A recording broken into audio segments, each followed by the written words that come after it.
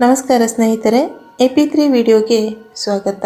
ಸ್ನೇಹಿತರೆ, ರಾಮಾಯಣದ ಬಗ್ಗೆ ಒಂದು ಚಿಕ್ಕ ಮಾಹಿತಿ. ರಾಮ ಲಕ್ಷ್ಮಣರು ಸೂರ್ಯೋದಯಕ್ಕೆ ಮುನ್ನವೇ ಸ್ನಾನಾದಿಗಳನ್ನು ಮಾಡಿ ಸೂರ್ಯದೇವನಿಗೆ ನಮಸ್ಕಾರ ಮಾಡಿ ಗಾಯತ್ರಿ ಮಂತ್ರವನ್ನು ಜಪಿಸುತ್ತಾರೆ. ಪ್ರಯಾಣವನ್ನು ಮುಂದುವರಿಸಿದ ಅವರು ವಿಶ್ವಾಮಿತ್ರರ ಜೊತೆ ಇರುವ ಕಾರಣ ನಿರ್ಭೀತಿಯಿಂದ ಇರುತ್ತಾರೆ. ಗಂಗಾ ನದಿಯ ಸಂಗಮ ಸ್ಥಾನದಲ್ಲಿ ದೊಡ್ಡ ಆಶ್ರಮವನ್ನು ಕಾಣುತ್ತಾರೆ. ಆ ಆಶ್ರಮದಿಂದ ಧನಾತ್ಮಕ ಶಕ್ತಿ ಹೊರಹೊಮ್ಮುತ್ತಿರುತ್ತದೆ. ಇದನ್ನು ಕಂಡ ರಾಮ ಲಕ್ಷ್ಮಣರು ವಿಶ್ವಾಮಿತ್ರರನ್ನು ಕುರಿತು ಆ ಆಶ್ರಮದಲ್ಲಿ ಏನೋ ವಿಶೇಷವಿದೆ ಎಂದು ಭಾಸವಾಗುತ್ತಿದೆ. ಆದ್ದರಿಂದ ನಮ್ಮಲ್ಲೊಂದು ಕುತೂಹಲವೂ ಇದೆ. ಗುರುಗಳೇ, ದಯಮಾಡಿ ಆ ಆಶ್ರಮವು ಯಾರದೆಂದು ತಿಳಿಸಿ ಎನ್ನುತ್ತಾರೆ. ರಾಜಕುಮಾರರೇ, ಈ ಆಶ್ರಮವು ವಿಶೇಷವಾದ ಶಕ್ತಿಯನ್ನು ಹೊಂದಿದೆ. ಕಾರಣ, ಇಲ್ಲಿ ಸಾಕ್ಷಾತ್ ಶಿವನೇ ನಿಯಮಾನುಸಾರವಾಗಿ ತಪಸ್ಸನ್ನು ಮಾಡುತ್ತಿದ್ದನು. ಆ ಕಾಲದಲ್ಲಿ ಮನ್ಮಥನಿಗೆ ಸಹ ನಮ್ಮೆಲ್ಲರಂತೆ ದೇಹವಿತ್ತು. ಆ ಮನ್ಮಥನು ಶಿವನಿಗೆ ತೊಂದರೆ ನೀಡುತ್ತಿದ್ದಾನೆ. ಆಗ ಕ್ರೋಧಗೊಂಡ ಪರಮೇಶ್ವರನು ತನ್ನ ಮೂರನೇ ಕಣ್ಣನ್ನು ತೆಗೆದು ಮನ್ಮಥನ ಎಲ್ಲ ಅವಯವಗಳನ್ನು ಸುಟ್ಟು ಭಸ್ಮ ಮಾಡುತ್ತಾರೆ. ಅಂದಿನಿಂದ ಮನ್ಮಥನಿಗೆ ಅನಂಗ ಎಂಬ ಹೆಸರು ಬರುತ್ತದೆ. ಅಲ್ಲದೆ ಅಂದಿನಿಂದ ಈ ಸ್ಥಳವು ಅಂಗಾದೇಶ ಎಂಬ ಹೆಸರಿನಿಂದ ಪ್ರಸಿದ್ಧಿಗೆ ಬಂದಿದೆ ಎಂದು ತಿಳಿಸುತ್ತಾರೆ. ವಿಶ್ವಾಮಿತ್ರರು ರಾಮ ಲಕ್ಷ್ಮಣರ ಜೊತೆಗೂಡಿ ಅದೇ ಆಶ್ರಮದಲ್ಲಿ ಆ ದಿನವನ್ನು ಕಳೆಯಲು ತೀರ್ಮಾನಿಸುತ್ತಾರೆ. ಆಶ್ರಮವಾಸಿಗಳು ವಿಶ್ವಾಮಿತ್ರ ರಾಮ ಲಕ್ಷ್ಮಣರನ್ನು ಫಲಭರಿತ ಆಹಾರವನ್ನು ನೀಡಿ ಗೌರವದಿಂದ ಸತ್ಕರಿಸುತ್ತಾರೆ. ಮಾರನೆಯ ದಿನ ವಿಶ್ವಾಮಿತ್ರರು ಅಲ್ಲಿಂದ ಪ್ರಯಾಣ ಬೆಳೆಸಲು ತೀರ್ಮಾನಿಸುತ್ತಾರೆ. ಅವರಿಗೆ ಗಂಗಾ ನದಿಯನ್ನು ದಾಟಲು ಅವಶ್ಯಕವಾದ ಪರಿಕಾರಕವನ್ನು ಒದಗಿಸಿಕೊಡುತ್ತಾರೆ.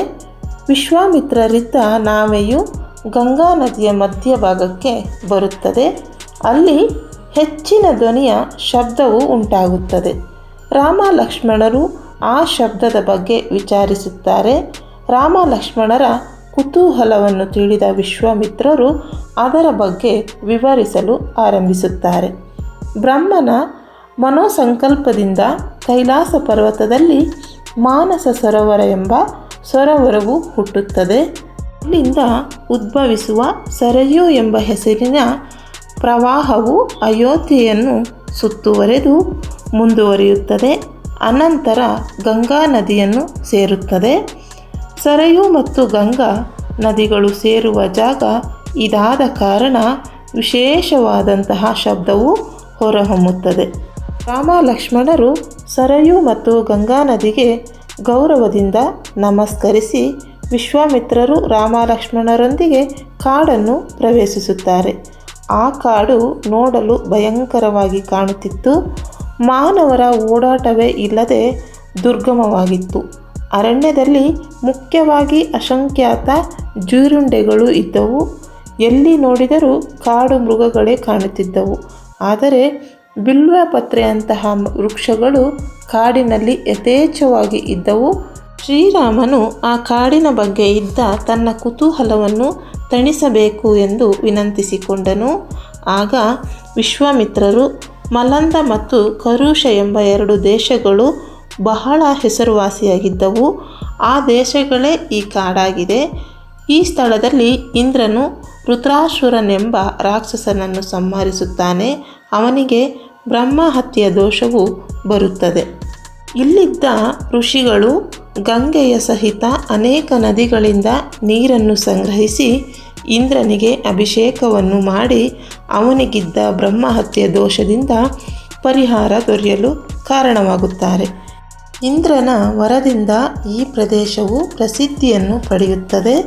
ಇಲ್ಲಿ ತಾಟಕಿ ಎಂಬ ಸ್ತ್ರೀಯು ಜನನವಾಗುತ್ತದೆ.